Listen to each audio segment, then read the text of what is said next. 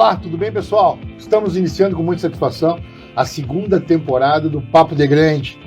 Esta feita com os pré-candidatos ao governo do estado. Temos eleições esse ano, feita importante para os gaúchos. E estamos iniciando essa jornada e convidando vocês para participar. Iniciando com o pré-candidato do PSDB, Marcelo Maranata, que está conosco. Marcelo, tudo bem? Gratidão, Alexandre. Obrigado pela oportunidade de estar aqui no Papo de Grande. Obrigado pela presença. Que privilégio. Vamos lá. Começando já, conversar um pouquinho contigo. Primeiro de tudo, que tu se apresente um pouco. O pessoal te conhece, mas ouvindo de ti mesmo, quem é o Marcelo, a tua trajetória política. E te pergunto mais, Marcelo, que momento pessoal, profissional, que tu chega nesse pleito? Prazer te receber. Gratidão. Eu sou natural de Camaquã, uma cidade que tem muito vinculada à agricultura, o arroz, a soja e também o tabaco. E nasci na cidade de Camaquã. Meu pai é barbeiro em Camaquã. Comecei trabalhando como engraxando sapato. Depois entreguei jornal até os 17 anos. Fui motoboy também, office boy, trabalhei em engenho e tive a oportunidade, né, de sair de Camaquã para fazer a faculdade, que muita gente faz aqui em Santa Maria, vem para cá porque aqui tem, né, o ensino. E eu fui para Guaíba, que não tinha universidade de Direito. A gente abriu uma loja lá, meu irmão já tinha uma loja também. Eu tenho 35 anos de varejo, a minha vida é no varejo, né? Aprendi a trabalhar, me sustentar através do varejo, que é um grande desafio, é abrir a porta todo dia para esperar que não ficou de vinho. Então já aqui aproveitar e mandar um abraço, né, para os varejistas de Santa Maria e de toda a região. E cheguei em Guaíba num momento difícil da cidade, porque comecei a trabalhar e logo em um ano a Ford foi embora e a gente passou por aquele grande momento de angústia na cidade.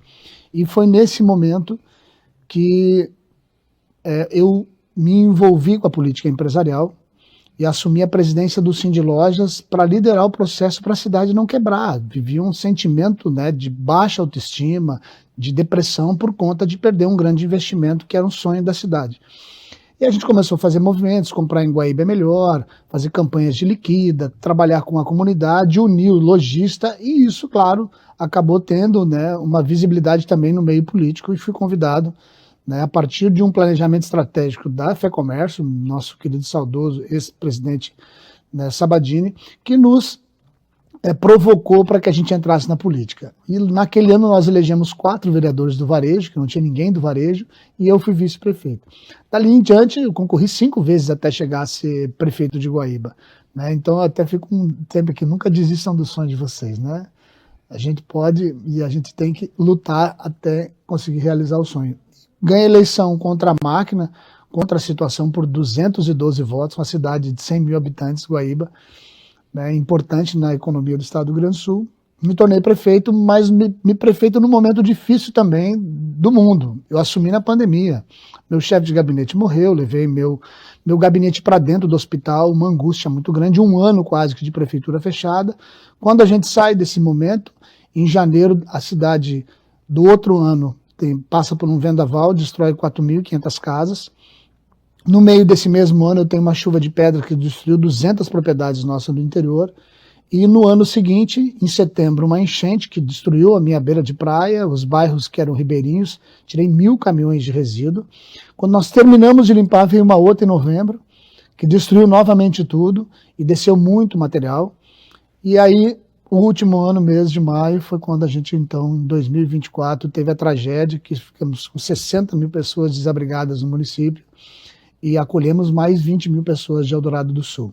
Mas com tudo isso me tornei, né, o prefeito mais bem avaliado, né, na eleição, ganhei a eleição com 78,18, o único prefeito da cidade de Calamidade que se reelegeu. Segundo mandato, né? No segundo mandato. E agora, ao renunciar à prefeitura, saí com 90% de aprovação. E recebi o convite, quero agradecer meu presidente Moisés, né, o presidente Aécio Neves, Marconi Perillo, que me convidaram para, então, ingressar no PSDB. A saída do Eduardo para um projeto que, infelizmente, deu frustrado, ele era o candidato dentro do PSDB, abriu essa oportunidade para que, então, eu pudesse ir para o PSDB.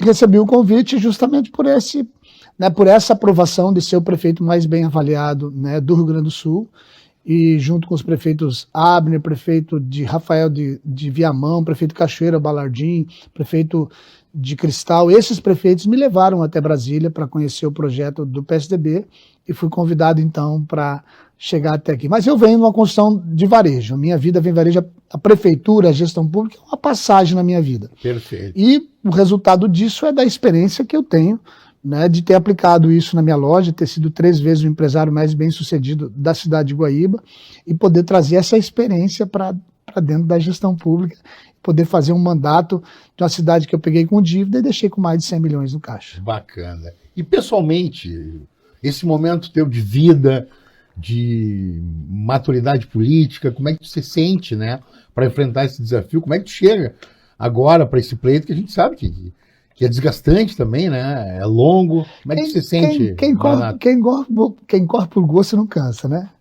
Eu sempre gosto de dizer isso. E nunca é sorte, sempre é Deus. Deus foi preparando esse momento na minha vida, foi me formando. Imagina um menino que engraxou sapato, né? Entregador de jornal.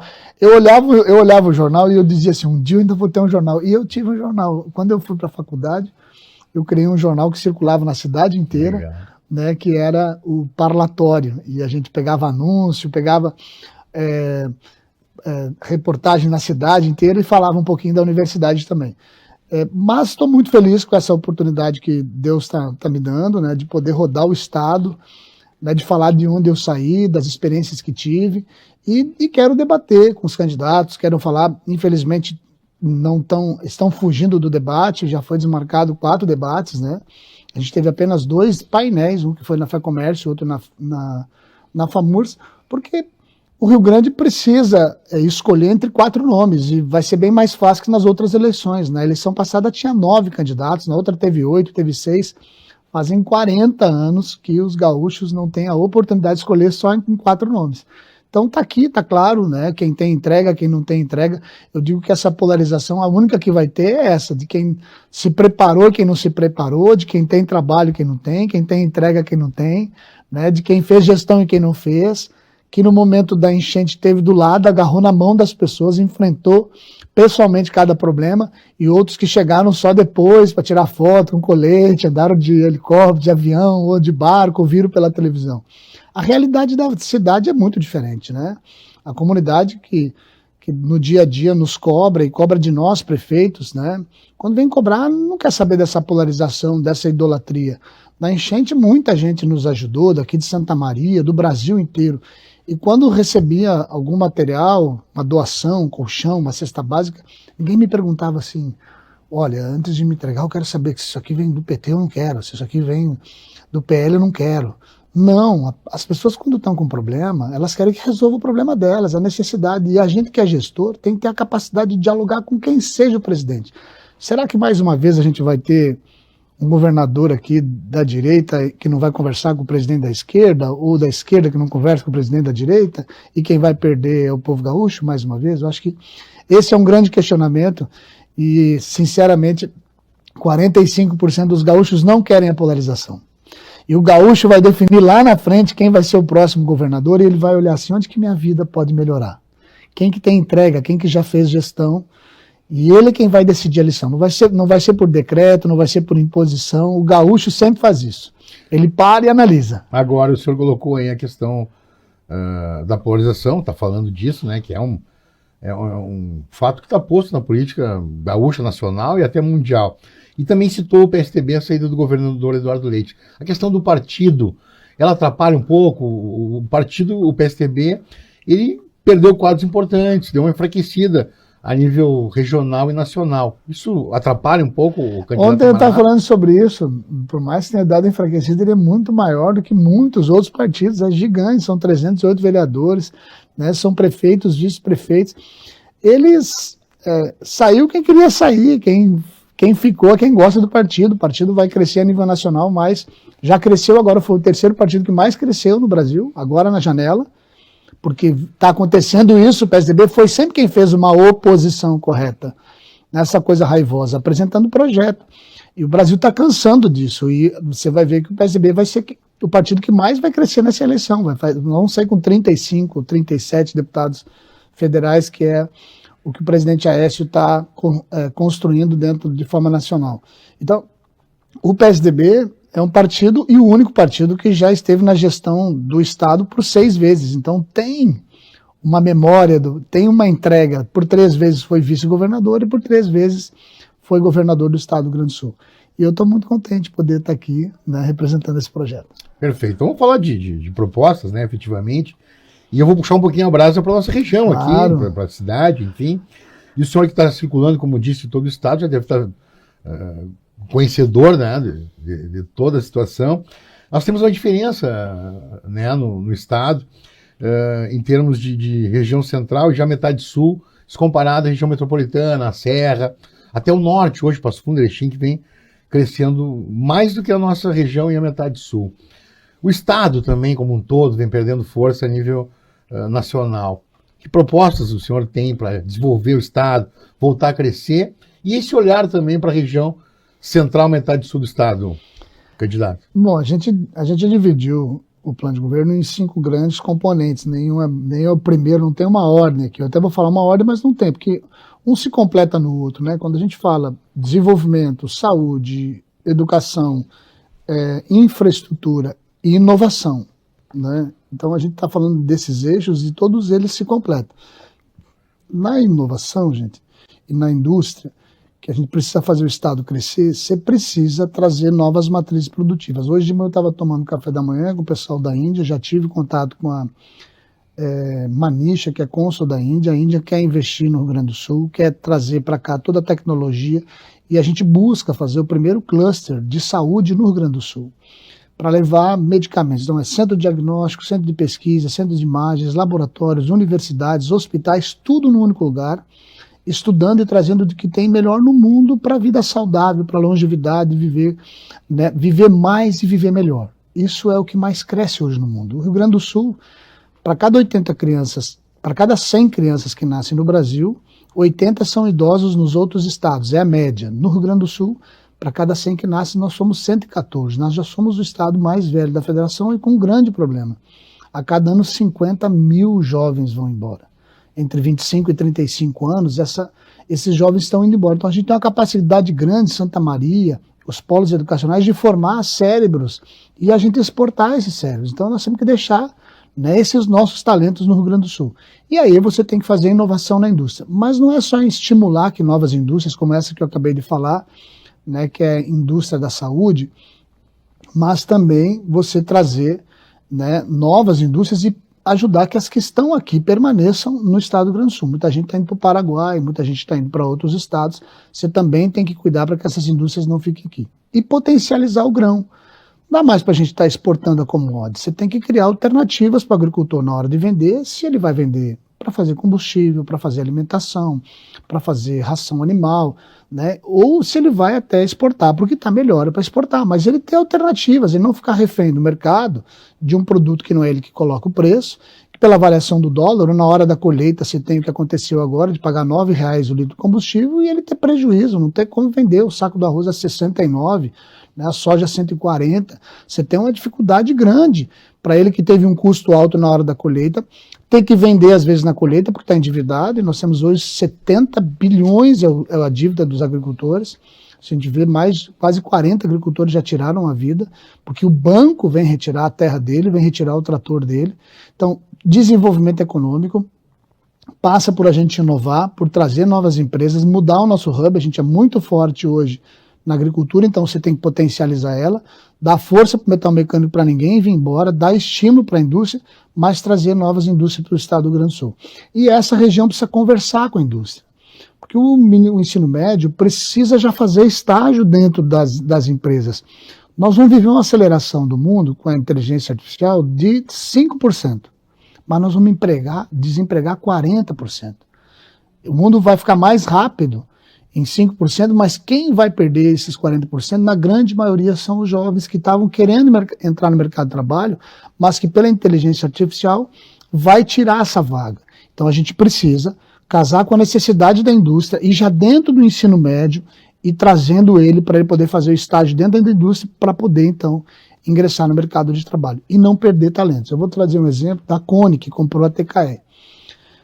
Na pandemia, a Alemanha estava com dificuldade de fazer projeto, mandou a primeira vez um projeto para a gente fazer elevadores, escada rolante, os aproximadores, essas esteiras, para TKE em Guaíba. E os nossos jovens fizeram um projeto para a Alemanha, que a Alemanha ficou impressionada. Legal. E mandou de novo mais um projeto. E mandou outro projeto. Chegou um momento que o alemão é exigente. Eles param de mandar projeto. Agora só quem recebe projeto é o povo gaúcho. E todos os projetos hoje do mundo, né, dos principais aeroportos, dos principais edifícios de Dubai, são montados hoje por gaúchos que não foram embora. E são 240 engenheiros jovens nossos que não foram embora daqui, que estão produzindo de dentro de casa, né, o pai, vê a mãe, vê a avó. Ninguém quer ver os filhos embora. Eu não quero ir embora, ninguém quer ir embora. Eu quero conversar com quem quer ficar aqui, né, com quem quer lutar aqui, quer envelhecer aqui, quer ter os filhos aqui, quer ter os netos aqui, não quer que ninguém vá embora. E isso é quando a gente consegue unir a indústria, unir a educação e dar oportunidade para que o jovem possa mostrar o talento. O melhor profissional é o gaúcho, mas ele só é bom se ele ficar aqui. Verdade. Se ele for embora, e nós somos o pé do Brasil, viu? Se o Rio Grande para, se Santa Maria para, o Brasil para. Então nós não podemos parar, e a gente está há bastante tempo remando por não dar oportunidade de vir novas indústrias para o estado do Rio Grande do Sul. Perfeito. Candidato, segurança pública, o senhor tocou também nesse ponto, é um ponto muito caro para os gaúchos e para todos nós brasileiros. O Rio Grande do Sul tem até apresentado melhoras nos índices de combate à criminalidade. São falsos. Não são verdadeiros. Isso. E tem também a questão do feminicídio, que aumentou bastante no estado. Bueno, segurança pública, como é que o senhor enxerga isso? Tem também a questão que é um debate polêmico, né? A questão das câmeras corporais da Brigada Militar, como é que o senhor vê isso? E a questão da segurança pública como um todo? Eu quero debater o Rio Grande, quero falar sobre esses temas com os pré-candidatos, infelizmente não estão vindo para o debate. Mas hoje o crime mudou. Não dá para dizer que agora, porque a gente não tem mais roubo de carro, diminuiu o roubo de celular, não está mais assaltando ônibus, que a gente está mais seguro. O crime só mudou de posição. A gente está espalhado o call center do crime pelo Rio Grande do Sul inteiro, roubando as pessoas pelo telefone. Minha mãe, minha avó, teus parentes, os meus, toda hora a gente está levando golpe. E são milhões e milhões de dinheiro que sai para arma, para comprar droga, né, para ir para o posto de gasolina, o crime organizado dentro do setor público, em várias áreas. Então você precisa de inteligência para poder desmantelar, né, esses call centers do crime, né, o crime cibernético que está aí e que está crescendo cada vez mais. Então, a insegurança, né, ela é enorme sob o ponto de vista de que as comunidades estão hoje controladas pelo tráfico e pelas organizações criminosas. As facções tomaram conta. Claro que lá dentro tem o cerceamento, tem o controle da internet, tem o controle do gás, tem o controle, né, a mulher. Como é que uma mulher, que você acabou de falar aqui, que mora numa comunidade controlada, vai denunciar para a polícia que ela está sendo agredida, que ela está sendo violentada e que ela está com risco de morte, numa comunidade controlada pelo tráfico? Então é isso que a gente quer debater. Então, o crime mudou, diminuiu os índices. Se você olhar os índices, você tem, mas o crime está muito mais sofisticado, está muito mais organizado. E isso a gente precisa olhar e precisa trabalhar com Polícia Federal. E aqui a proposta é uma integração das polícias, é Polícia Federal, Polícia Rodoviária Federal, Polícia Civil, Receita Federal, para que de uma forma em conjunto a gente consiga trabalhar de forma de cooperação para a gente poder quebrar nessa rede gigante que está tomando dinheiro das pessoas, e esse recurso está fortalecendo com armas, com droga, né, em outros setores, lavando dinheiro para justamente tornar o crime cada vez mais organizado e um poder paralelo. Não tem ausência de poder. Se o Estado não está, o crime toma conta. Não existe isso. A Câmara Corporal, o senhor é favorável? Eu sou favorável, tá? Eu acho que é um debate que a gente tem que fazer, que tem que conhecer. Ontem ainda estava conversando com o Evandro sobre isso. O Evandro também tem a posição que tem outras coisas para fazer antes disso, né? Que tem outros projetos que precisam atender, né, a corporação, mas que eu entendo que ela é possível de a gente colocar e a gente implantar no Estado. Perfeito. Educação. educação também. O Estado também vem caindo nos índices de desempenho, nos rankings de educação, se comparado com outros estados, nós que já fomos referência, né, em educação. Como é que o senhor vê a educação? Que propostas o senhor tem? Tem a questão dos professores, que é uma categoria muito combativa aqui, né, historicamente no Estado, e que reivindicam hoje, se eu não me engano, o piso da categoria nacional, enfim. Como é que o senhor vê o projeto da educação para melhorar no Estado também? Eu tive a oportunidade de, nas cidades, subir a educação e passar por 111 cidades. Nós subimos no ranking 111 para tornar Guaíba a melhor educação do Rio Grande do Sul e uma das melhores do Brasil. E isso você faz, né, através de muito trabalho. Você também tem que buscar quem está dando certo. Nós não fomos inventar a roda. Eu fui para Sobral, fui lá ver com meus olhos. Eu questionei. Foi impressionante o dia que o menino veio, leu, né, com no primeiro ano já sabendo ler, e aí eu perguntei para ele assim, me diz uma coisa, o que você mudaria na escola, né, se você fosse o diretor da escola, para um menino de 7 anos, né, o que você tiraria daqui? E aí eu fiquei, deu vontade de ir para baixo da mesa, né, porque um menino daquela pequenininho assim, começando a vida, disse assim, tio, eu tiraria o recreio. Brincar a gente brinca em casa. Na escola a gente vem para aprender. Que coisa. Então a escola é isso. Para mim a escola tem que ser um lugar legal. Tem que ser o melhor lugar do mundo, tem que ser a escola. Mas a escola tá velha. A escola tá com cheiro de mofo.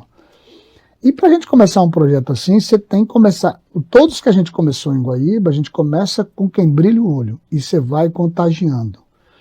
Né? Então a gente conseguiu fazer isso, nós buscamos o que tinha de melhor, a gente foi aplicando, foi dando condições e a gente identificando o que também agora, já pensando no governo estadual, o que a gente precisa formar, né? No novo ensino médio, quais são as técnicas que a gente precisa trazer para dentro, para conversar com a indústria, com o serviço, e tem um serviço que vai crescer muito e que o ensino médio precisa capacitar, que no meu entendimento é o potencial que a nossa região toda tem aqui, região sul e todo o estado, que é o turismo.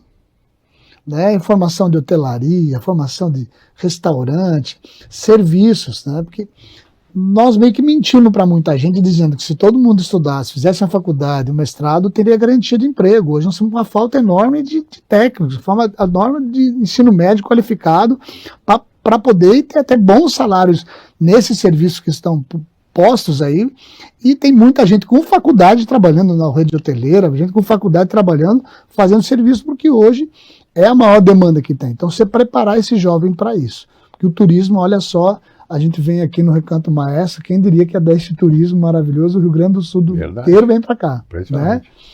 Porque o turismo sozinho que acontece é o do calor e do frio. Você, quando tá frio, você sobe a serra para comer chocolate, dia dos namorados, né? E tá chegando agora dia das mães, o pessoal vai. E quando tá calor, você vai pro litoral. O resto a gente precisa fomentar. Você precisa ter um estado que vai dar infraestrutura, tem que ter estrada boa, você tem que ter rede hoteleira e o empresário, né, que tá querendo ganhar dinheiro, né? Então aí você tem que também fomentar e estimular, porque agora o ISS é uma coisa que mudou, não vai estar mais na conta da prefeitura, você ter a oportunidade de dar estímulos para que essas grandes redes, esses grandes parques do Brasil e do mundo venham fazer parques temáticos no Rio Grande do Sul, em áreas distintas, né? A gente olhar todos esses polos de desenvolvimento e trazer turismo para cá. Perfeito. Saúde. O senhor, como prefeito, deve ter sofrido na pele lá essa questão de cada vez mais os municípios assumindo, né, essas demandas de saúde. A União vai passando a bola para os municípios, para os estados, e quem mais precisa sofre na ponta, né, na fila, na espera no posto de saúde para atendimento. Como pode melhorar essa situação da saúde, que é um gargalo, e a gente sabe, né, a pessoa com problema de saúde na angústia, acho que não tem problema sofrendo maior. Na estrada, Alexandre, viu? Só Exatamente. Os prefeitos aí gastaram ano passado 500 milhões em transporte. Uma das coisas que nós vamos mudar é a regionalização. Você precisa ter regiões fortes para que o paciente não tem que sair daqui para ir para Porto Alegre, que a gente tenha, né, na região de Passo Fundo, na região de Santa Maria, na região de Pelotas, regiões que consigam ter todas as especialidades e absorver a demanda local conforme, né, a necessidade que tem. Então isso é fundamental, para você não estar atravessando de São Borja e levar alguém para Torres para fazer uma cirurgia em Torres, porque você não tem lá. Então quem sofre o paciente, né, que às vezes morre na estrada, passa por um acidente, né, tem uma dificuldade e o custo gigante que é isso. Hoje as prefeituras, na sua média, estão investindo 22%. E o constitucional seria 15%, ou seja, a gente está tirando dinheiro, tem prefeitura que tira 35% do seu orçamento para botar na saúde. Para cobrir o quê? O rombo do Estado e da União. O Estado não paga os 12%, a tabela de SUS é uma vergonha. É R$1,90 que paga um hemograma. R$10 uma consulta com o médico. Qual é o médico que faz uma consulta com R$10? Então é uma briga, né, de governador mês a mês, né, para buscar recurso em Brasília, para pedir junto com os deputados a atualização da tabela SUS, mas ao mesmo tempo pagar o mínimo constitucional para que a gente tenha saúde básica é 12%. O Estado nunca investiu os 12%. Está faltando por ano 2,5 bilhões de reais na saúde, e ainda o Assistir tirou dinheiro das regiões metropolitanas para descentralizar, abrindo especialidades onde não tem especialistas. Então você tem blocos hoje que são ociosos, porque não tem ninguém lá podendo fazer a cirurgia, porque o especialista está aqui em Santa Maria, o especialista está lá na região de Passo Fundo, está na região de Porto Alegre, não está nas cidades mais no interior. Justamente porque ele vem, ele se forma, fica aqui, às vezes ele até está lá, mas ele voltou para se aposentar, ele não está mais fazendo cirurgia. Então é importante enxergar o Estado nessa potencialidade. E tem outra coisa na saúde que eu também entendo que é um grande potencial que a gente tem e está na nossa proposta, que é a reformulação do IP. O IP, no meu entendimento, ele tem a condição de ser um plano de saúde que não é para competir com a Unimed, não é para competir com os grandes planos de saúde, mas que ele tem a característica, né, de dar uma assistencial importante, né, para tirar uma quantidade grande de servidores, de prefeituras, de outras empresas, inclusive levar o serviço para Santa Catarina e Paraná e expandir o IP para que seja o maior plano de saúde do Estado, que tem hospitalização, mas diminuir o sinistro. Aí volta naquela coisa, porque você tem que ter inovação em todos. Então a minha proposta é ter um processo de inovação dentro do IP, onde você vai diminuir o sinistro, trazendo mais jovens para dentro do IP, deixando o valor menor e, ao mesmo tempo, cuidando das vidas, para que as vidas não fiquem doentes. Então, tive a oportunidade de conhecer o projeto 360, que a cada 2.500 famílias você tem um bloco, né, de profissionais que fica cuidando daquilo. Então, você tem uma análise, a inteligência artificial faz isso, né, vidas por vidas, onde é que está o risco, aqueles que têm risco você traz de 3 em 3 meses, de 6 em 6 meses, aqueles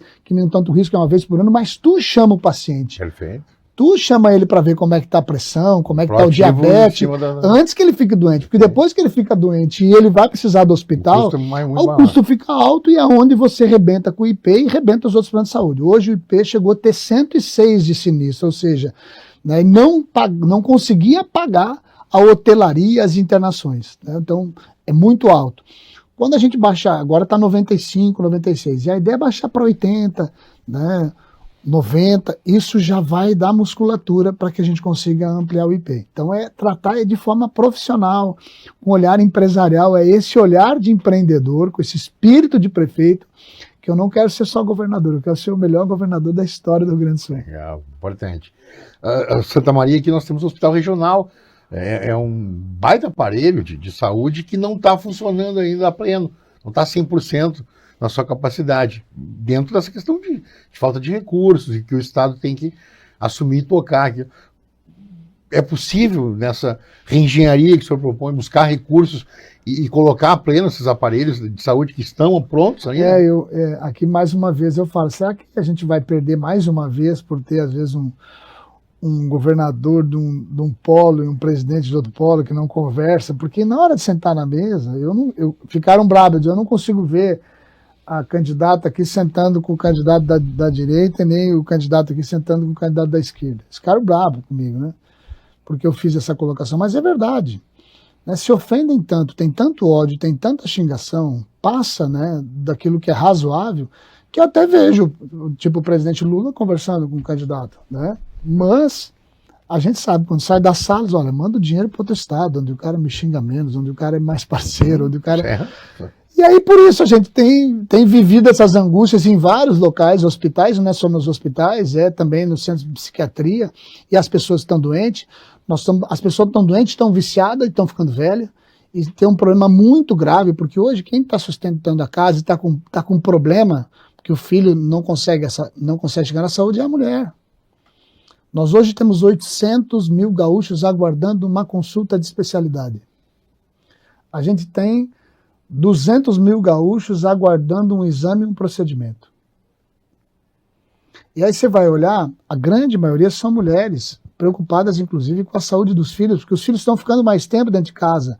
Nós saímos com 17 anos, 18 anos, saímos de casa. Hoje a gurizada está com 30 anos, 40 anos, morando com o pai e com a mãe. Então, a mulher hoje é chefe de família, ela é quem sustenta a casa, ela está passando por uma angústia muito grande, porque quando eu assumi a prefeitura, nós tínhamos 190 crianças com autismo, tá?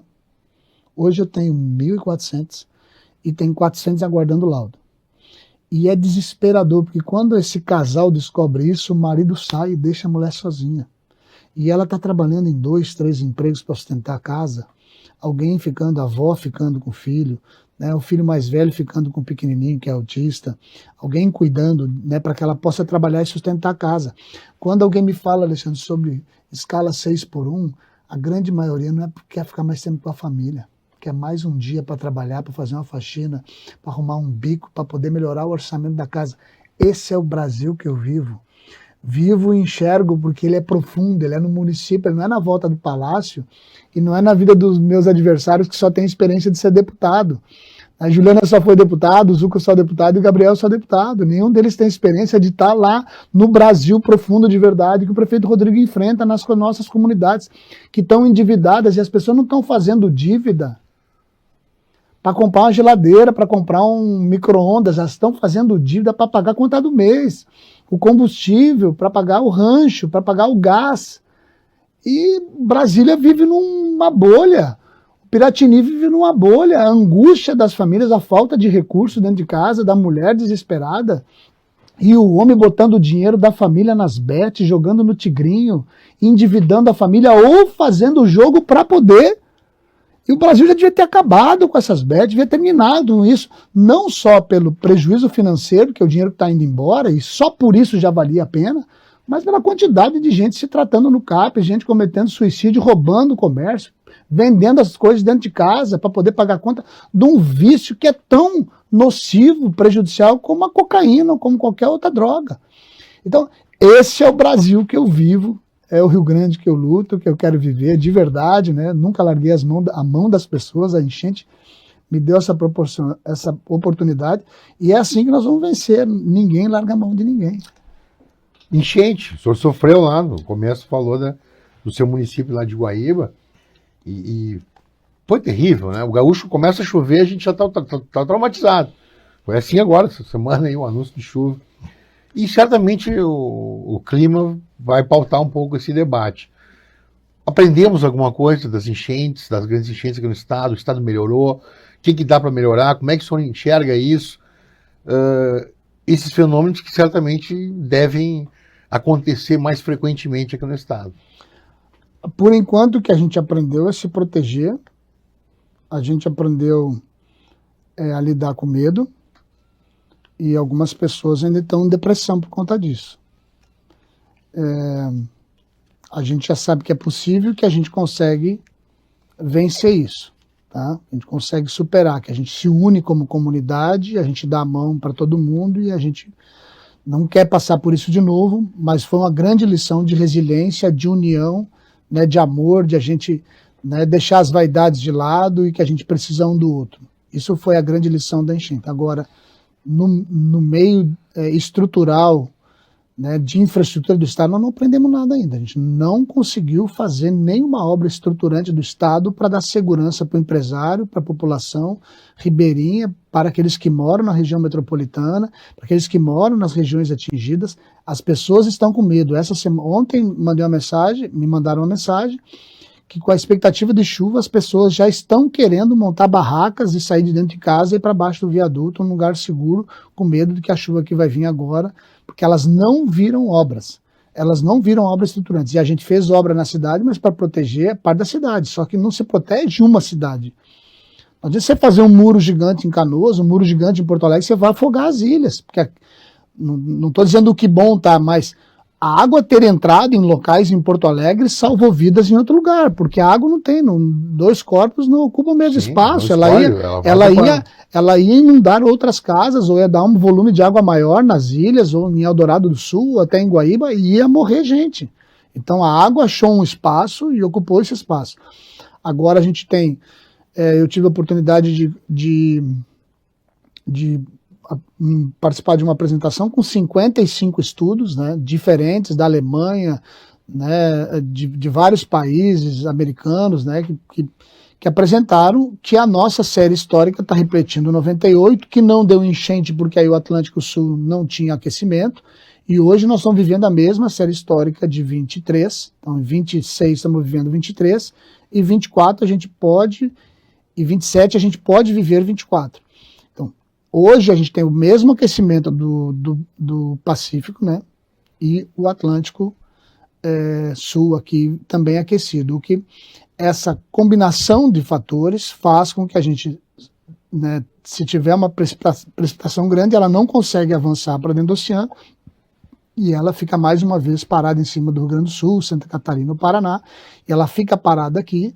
E aí, a gente, dependendo do volume, pode ter mais uma vez uma quantidade grande de chuva semelhante a 23 e 24, que foi a enchente de setembro e a enchente de novembro. Com isso, a gente tem um agravante. Essa água que levava um dia e meio para chegar lá embaixo, hoje ela vai levar menos de um dia, porque não tem mais margem, não tem mais vegetação, não tem mais casas segurando, destruiu tudo. Então a água vai ter uma velocidade maior, ela vai levar menos tempo para chegar lá. Mas quando ela chega lá, você tem um estado que não fez a dragagem e as que fez deixou areia dentro do rio. Então você vai chegar mesmo a chuva, mas para ocupar um espaço menor ainda.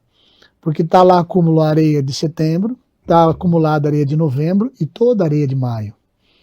Então você vai ter um volume, por mais que ele seja menor ou até igual, ela vai chegar lá e não vai ter onde se acomodar e você vai ter, né, bastante problema para resolver. Então essa é a angústia de quem mora na região metropolitana. Eu fui presidente 2 vezes da Grampal, que é a maior associação de prefeitos do Rio Grande do Sul. Primeiro prefeito a ser 2 vezes presidente, né, junto com o prefeito Melo, da capital. E nós queríamos, nós, prefeitos, executar. E pedimos isso para né, para Brasília, mas o governo do estado insistiu de que teria que ser com eles. O estado tem tantas coisas para resolver, não tem isso como a total prioridade, porque acaba enxergando o resto tudo, e foi deixando isso passar, e a gente está agora às vésperas de ter mais um problema e não recebeu nenhuma solução. Nós, executando pela Grampal, ela seria a nossa única prioridade, a nossa principal prioridade. Perfeito.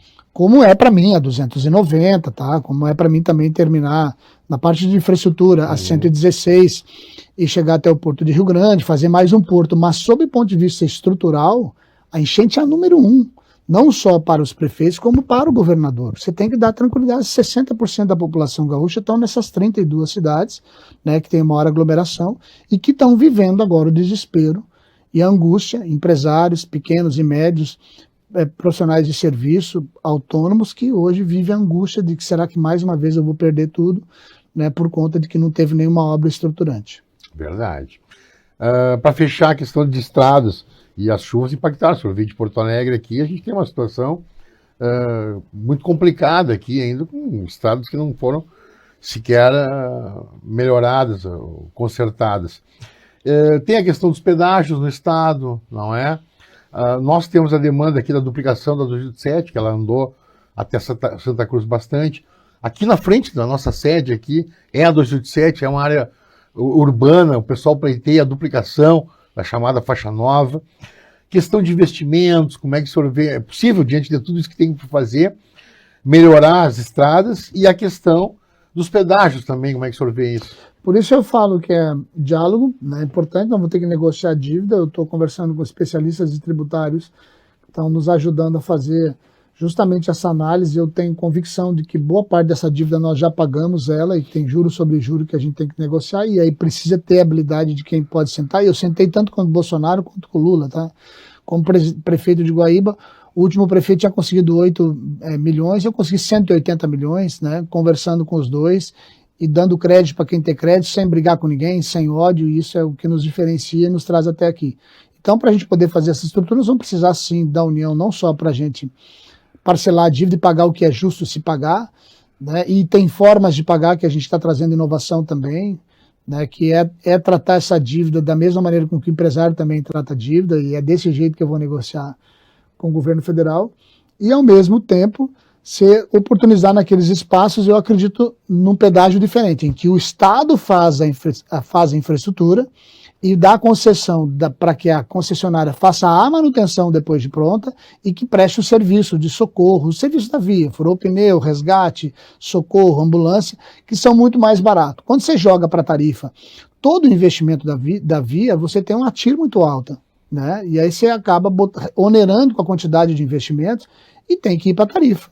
E isso torna a tarifa inviável. Então, para que a gente tenha pedágio que nem de Santa Catarina, a nossa proposta é: o governo faz a duplicação, o governo faz o viaduto, faz a passarela, faz a rótula, entrega, e a concessionária faz a manutenção e coloca o serviço na via. Você tem uma taxa reduzida. Recursos para isso, para fazer essas melhorias, duplicações? Sim, se eu conseguir negociar, né? E meu grande trunfo é esse, é poder negociar, né? Ter habilidade para negociar. Quando eu ia para reunião com o Bolsonaro, eu ia de gravata, né? Verde e amarela, né? Lula ia de gravata vermelha. A gente tem jogar o jogo, né? Tem que ter habilidade de conversar, né? De não brigar com ninguém, e de quando for fazer a inauguração de uma obra, chamar quem ajudou e dar o crédito. Pô, esse Maranata, quando vai lá inaugurar lá o hospital que a gente mandou o dinheiro, ele chama. Aí ia lá o Pimenta, ia lá o Marcon, né? Que são do PT. Quando o outro lá, eu chamava o Onix, chamava o que era, para inaugurar também, porque foi o recurso que veio deles. E eles têm voto na cidade, eles têm voto no Rio Grande do Sul. Não dá para a gente brigar com as pessoas. A gente que é gestor, a gente tem que olhar que tem coisas boas dos dois lados, que não é terra arrasada, não é essa coisa de ficar... Mas a briga, ela não soma nada, né, Chico? Nada. Você não constrói nada. Quem é que ganha quando a gente briga? Eu nunca ganhei nada brigando. Sempre no diálogo. Perfeito. Sempre no diálogo. Então, eu acredito muito, tá, que a gente tenha condições com infraestrutura, né, negociando a dívida, trazendo um novo parque industrial para o Rio Grande do Sul.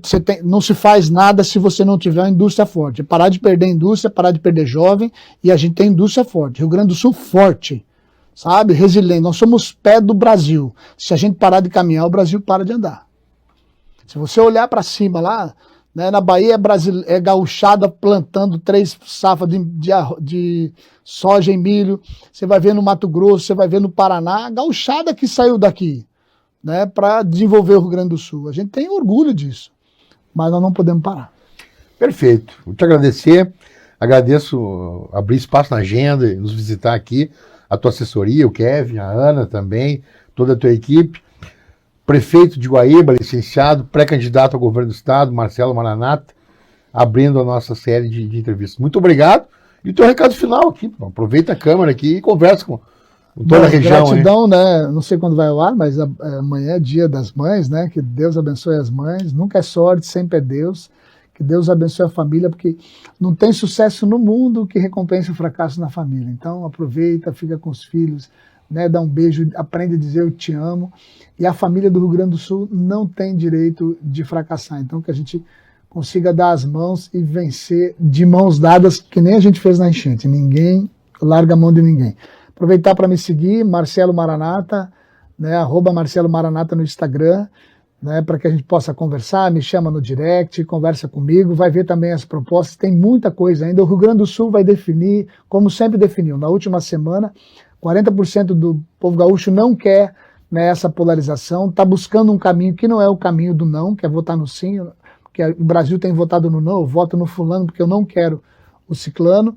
Então o Rio Grande do Sul quer votar no sim, e analisem as propostas. Sou o único, né, candidato prefeito, né, uma vida de empresário, 35 anos de porta de varejo, assumi a cidade no momento mais difícil, estou pronto, preparado, não quero ser só governador, quero ser o melhor governador do estado do Rio Grande do Sul, e agradeço a oportunidade de estar aqui, que Deus abençoe Santa Maria e toda a região aqui, que juntos a gente vai vencer. Valeu, obrigado. Gratidão. Segunda temporada iniciando, acompanhe nas nossas plataformas, redes sociais, e a gente agradece. Até a próxima.